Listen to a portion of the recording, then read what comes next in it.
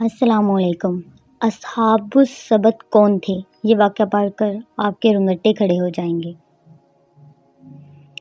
سمندر کے کنارے واقع ایک بستی جسے ایلا کہتے ہیں، جو موجودہ بحر احمر کے ساحل پر مدین اور طور کے درمیان واقع تھی، میں ایک عجیب واقعہ پیش آیا جس کا ذکر اللہ نے اپنے کلام میں کیا ہے۔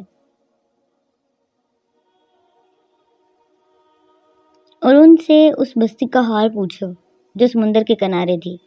جب وہ ہفتہ کے دن حد سے بڑھنے لگے اور ان کی مچھلیاں ہفتے کے دن ان کے سامنے سطح آب پر ظاہر ہو جاتی تھی، اور جب ہفتہ کا دن نہ ہوتا تو وہ ان کے پاس نہ آتی تھی۔ اس طرح ہم ان کی آزمائش کر رہے تھے کیونکہ وہ نافرمان تھے۔ یہاں اصحاب سبت رہتے تھے جو یہودی قوم میں تھے۔ اللہ نے ان کے لیے ہفتے کا دن عبادت کے لیے محسوس کیا تھا اور انہیں دنیا کے امور میں مشغول ہونے سے منع کیا تھا، کیونکہ وہ باقی دنوں میں عبادت کی پابندی نہیں کرتے تھے۔ بنی اسرائیل کو ہفتے کے دن تجارت، صنعت اور مچھلی پکڑنے سے روکا گیا تھا۔ یہ اللہ کا ایک امتحان تھا کہ ہفتے کے دن مچھلیوں کی کثرت ہونے لگی، مگر وہ صبر نہ کر سکے اور انہوں نے ہیلے سے انہیں پکڑنا شروع کر دیا۔ ابن عباس اور دوسرے علماء کے مطابق یہودی اس زمانے میں ہفتے کے دن کی حرمت پر عمل پیرا تھے۔ مچھلیاں اس دن ان کی طرف امن و سکون سے آ جاتی کیونکہ وہ انہیں باقی دنوں میں پکڑتے تھے۔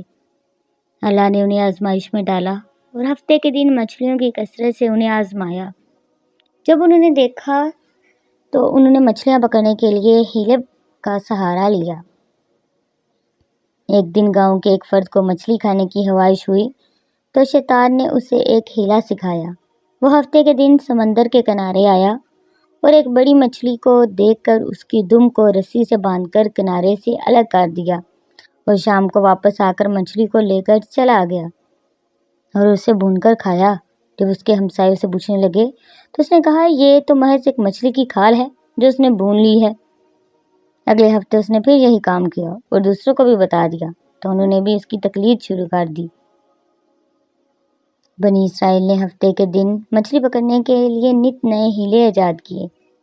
بعض نے جمعہ کے دن سمندر کے ساتھ جڑے ہوئے گڑھے کھودے تاکہ ہفتے کے دن مچھلیاں ان گڑھوں میں جمع ہو جائیں اور پھر آسانی سے پکڑی جا سکیں۔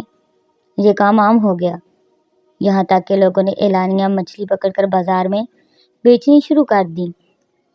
جب فاسقین نے اعلان کیا اس طرح مچھلی پکڑنا شروع کیا تو بنی اسرائیل کے علماء نے انہیں روکا، مگر وہ باز نہ آئے۔ چنانچہ نیک لوگوں نے ان سے الگ ہو کر ایک دیوار بنا لی اور ان کے ساتھ رہنا طے کر دیا، جیسا کہ اللہ تعالیٰ فرماتا ہے۔ اور جب ان میں سے ایک جماعت نے کہا، تم ایسے لوگوں کو کیوں نصیحت کرتے ہو جنہیں اللہ ہلاک کرنے والا ہے یا انہیں سخت عذاب دینے والا ہے؟ انہوں نے کہا، یہ اس لیے ہے کہ تمہارے رب کے سامنے معذرت کریں اور شاید کہ وہ پرہیزگار بن جائیں۔ چنانچہ یہ قوم 3 گروہوں میں بٹ گئی۔ ایک وہ جو نافرمانی کرتے ہوئے ہفتے کے دن مچھلی پکڑنے لگے اور ان کی تعداد تقریباً 70,000 تھی۔ دوسرا گروہ وہ جس کو روکنے والا تھا، جن کی تعداد 12,000 تھی۔ اور تیسرا گروہ وہ جو نہ گناہ کرتے اور نہ روکتے تھے۔ پھر رات کو اللہ کا عذاب آیا اور ان فاسقوں کو سزا کے طور پر نوجوانوں کو بندر اور بوڑھی عورتوں کو خنزیر بنا دیا گیا۔ صبح جب نیک لوگ اپنے کاموں پر گئے تو فاسقوں کو وہاں موجود نہ پا کر حیران ہو گئے۔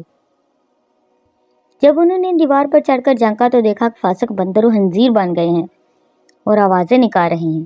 انہوں نے ان کے دروازے کھولے تو ہر بندر اپنے قریبی انسان کو دیکھ کر اس کے قبرے سونگھتا اور روتا تھا۔ مسحت شدہ لوگ 3 دن تک زندہ رہے، نہ کچھ کھایا نہ پیا اور نہ ہی ان کی نسل چلی۔ اس طرح ان کی موت ہو گئی اور وہ آنے والی قوموں کے لیے عبرت کا نشان بن گئے۔ یہ واقعات قرآن مجید میں محض ہماری عبرت کے لیے بیان ہوئے ہیں۔ اللہ تعالیٰ ہمیشہ ہمیں ایک فرمانبردار بندہ بنا کر رکھے، آمین۔ مزید ایسی ویڈیو کے لیے ہمارے چینل کو سبسکرائب کریں اور ہمارے ساتھ جڑے رہیں۔ اللہ تعالیٰ ہم سب کا حامی و ناصر ہو، آمین۔